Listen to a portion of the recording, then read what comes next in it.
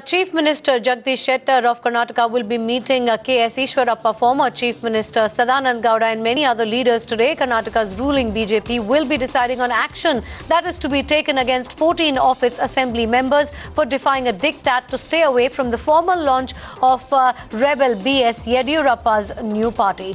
Dhanya Rajendran is joining us with more on this. Dhanya, can you tell us what exactly is going to be the strategy for the BJP as their core committee meets today, as well as all the leaders in Karnataka meeting today, deciding on what to do with these MLAs who defied the diktat?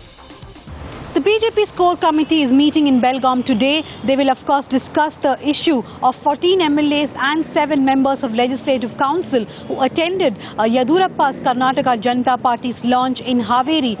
Now there is of course a difference of opinion within the BJP. There are some leaders who want to take harsh action against these dissident MLAs, but they know that that will be at the cost of the government. They will even have to dissolve the assembly. There are some others like the Chief Minister Jagdish Shettar, Deputy Chief Ministers Ashok and Ishwarappa who do not want to dissolve the assembly. So they may go a bit slow. They will just issue a show cause notice today most likely to these MLAs and MLCs. They will be given some time to reply, and depending on that, action will be taken. But however, we have been told by B.S. Yediyurappa's camp that he is pretty irked by the current developments, and even if a show cause notice is given, he could ask his loyal MLAs to step down, thereby again making the government plunge in a crisis.